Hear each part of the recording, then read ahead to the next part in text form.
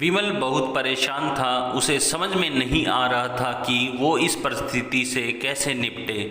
वो अपनी माँ को बहुत चाहता था, किंतु उसकी पत्नी और बच्चे उसकी माँ से बहुत दूर भागते थे, क्योंकि उसकी माँ की एक आँख नहीं थी। वैसे वह अपने काम सब खुद कर लेती थी, किंतु फिर भी वो उसकी पत्नी और बच्चों के लिए हमेशा खटकती थी। दादी, आप ऊपर के कमरे में जाओ, मेरे दोस्त आ रहे हैं, विमल के बेटे अखिल ने बड़े बेरुखी से कहा।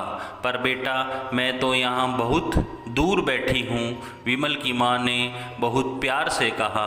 नहीं, आप उनके सामने मत रहो, वो मुझे चिढ़ाते हैं, अखिल ने ज़ोर से डांटते हुए कहा। क्या हुआ अखिल, क्यों चिल्ला रहे हो? विमल की पत्नी कामिनी ने किचन से ही आवाज़ लगाई। देखो न माँ, ये दादी यहीं ड्राइंग रूम में बैठी है और मेरे दोस्त आ रहे हैं, अखिल ने शिकायत भरे लहजे में कहा। कामिनी, माँ जी आप ऊपर चली जाओ, क्यों हम लोगों को लजवाती हो? कामिनी ने बेटे का पक्ष लेते हुए कहा। बेचारी सरस्वती चुपचाप उठकर जीने के सहारे ऊपर जाने लगी। कमर झुकी होने के कारण उन्हें ऊपर चढ़ने में बहुत परेशानी हो रही थी, किंतु वो पूरी ताकत से ऊपर के एक अकेले कोने वाले कमरे में जाकर बैठ गई। विमल बाजू के कमरे से सब सुन रहा था। उसे कष्ट हो रहा था कि उसकी माँ को अपमानित होना पड़ रहा है, किंतु वो असहाय था। अगर वो कुछ कहता तो पत्नी और बच्चे उसका विरोध करने लगते हैं। दूसरे उनके तर्क भी सही लगते हैं, चूँकि वो एक प्रशासनिक अधिकारी था, उसका सामाजिक स्तर बहुत ऊंचा था, उसकी ससुराल भी एक उच्च घराने में थी। अंततः वह चुपचाप इस तरह हर दिन अपनी माँ को अपमानित होते देखता रहता था। रात को विमल की पत्नी ने कहा, देखो जी, अब कुछ करो। कल कलेक्टर साहब की पत्नी आई थी, माँ जी अपनी देसी धुनधारा में उनसे मिली। मुझे बहुत शर्म आ रही थी बताते हुए कि ये मेरी सास है। मैंने कह दिया कि दूर की रिश्तेदार है, इलाज कराने आई है। विमल को रोना आ गया, किंतु फिर भी वह चुप रहा। उसे समझ में नहीं आ रहा था कि वो क्या करे। अपने बेटे की मनस्थिति को सरस्वती अच्छी तरह से जानती थी और बेटे को कोई कष्ट न हो, इसलिए वो हर बात को चुपचाप सह लेती थी।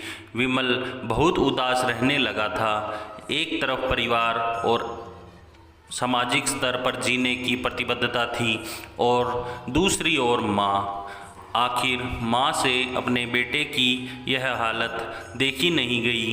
एक दिन उसने अपने बेटे से कहा, विमल, बहुत दिन हो गए हैं, मैं अपने गांव जाना चाहती हूँ, मुझे वहाँ पहुँचा दो, मेरा यहाँ मन नहीं लग रहा है। किंतु माँ, वहाँ तो कोई नहीं है, तुम्हारी देखभाल कौन करेगा? विमल ने आश्चर्य से पूछा। अरे, सब गांव वाले तो हैं और तुम्हारे मामा जी तो उसी गांव में रहते हैं, और फिर हम सारी व्यवस्थाएं कर देंगे, कामिनी ने कहा। कामिनी को तो जैसे मन की मुराद मिल गई थी। सरस्वती, हाँ बेटा, बहू सही कह रही है, सरस्वती ने लंबी सांस लेते हुए कहा। विमल जानता था कि गांव में माँ की देखभाल करने वाला कोई नहीं है, लेकिन अपनी पत्नी की जिद के कारण वह अपनी माँ को गांव छोड़ने पर विवश हो गया। माँ को गांव छोड़कर आते वक्त उसे रोना आ रहा था तथा अपनी बेबसी पर गुस्सा भी आ रहा था, किंतु परिवार, पत्नी और समाज ने उसके मनोभावों को दबा दिया और वो सुकून सा महसूस करने लगा। कुछ दिनों के बाद उसके चाचा, जो अमेरिका में रहते थे, आने वाले थे। जब विमल बहुत छोटा था, उसके पिता जीवित थे, तब वो भारत आए थे और उसके बाद वो अब भारत आने वाले थे। पूरा परिवार और आस पड़ोस बहुत उत्साहित था। अमेरिका से विमल के डॉक्टर चाचा आ रहे थे। डॉक्टर रमेश ने जैसे ही घर में कदम रखा, सब ने मिलकर उत्साह से उनका स्वागत किया। क्यों विमल भाभी नहीं दिख रही, कहाँ है? डॉक्टर रमेश ने उत्सुकता पूर्वक पूछा। जी, वो गांव में रहती हैं, यहाँ उनका मन नहीं लगता। कामिनी ने सपाट लहजे में उत्तर दिया। डॉक्टर रमेश ने विमल की ओर देखा तो विमल ने अपनी आंखें नीचे झुका ली। डॉक्टर रमेश सब समझ गए थे। बोले, कल हम भाभी से मिलने गांव चलेंगे सब लोग। दूसरे दिन सभी लोग गांव के घर में पहुंचे। देखा कि सरस्वती को बहुत तेज़ बुखार है और वो पलंग पर असहाय पड़ी है। डॉक्टर रमेश दौड़कर सरस्वती के पास गए, उनके पैर छूकर रोने लगे। सरस्वती की ये हालत उनकी कल्पना से परे थी।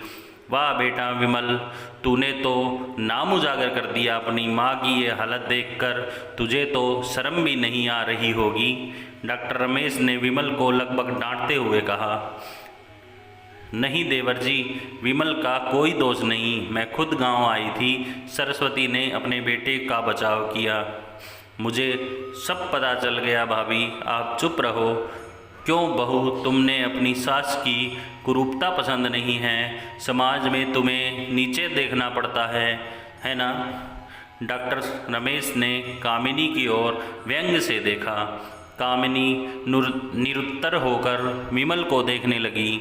आज तुम जिस सामाजिक स्तर पर हो वो इन्हीं के संघर्षों की देन है। और बेटा विमल, तुम्हें शायद मालूम न हो कि बचपन में जब तुम 1 साल के थे तब छत से नीचे गिरने के कारण तुम्हारी एक आंख फूट गई थी और तुम्हारी रीढ़ की हड्डी में भी समस्या थी। तब तुम्हारी इस कुरूप माँ ने अपनी एक आंख और अपना बोन मैरो तुम्हें देकर इतना सुंदर स्वरूप दिया था। कामिनी बेटा, इतने सालों तक संघर्ष करके बेटे को प्रशासनिक अधिकारी बनाने वाली इस संघर्षशील औरत की तुम लोगों ने यह दशा कर दी, तुम्हें ईश्वर कभी माफ़ नहीं करेगा। डॉक्टर रमेश की आंखों से अश्रु जलधारा बह रही थी।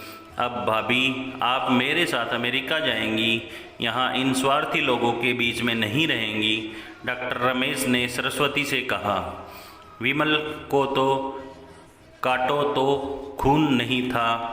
डॉक्टर रमेश जो उसके चाचा थे, उन्होंने जो राज बताया उसके बाद तो विमल को यही लग रहा था कि उससे ज़्यादा पापी इंसान इस दुनिया में कोई और नहीं है। वह दौड़ता गया और माँ सरस्वती के कदमों से लिपट गया। माँ, मेरा अपराध अक्षम्य है। मैं जानबूझकर चुप्पी साधे रहा, आपका अपमान करवाता रहा। अब सिर्फ आप ही उस घर में मेरे साथ रहेंगी और कोई नहीं। विमल ने अगन्य दृष्टि से अपनी पत्नी और बच्चों को देखा। कामिनी को भी बहुत पश्चाताप हो रहा था कि उसकी हिम्मत नहीं हो रही थी कि वो सरस्वती से आंख मिलाए।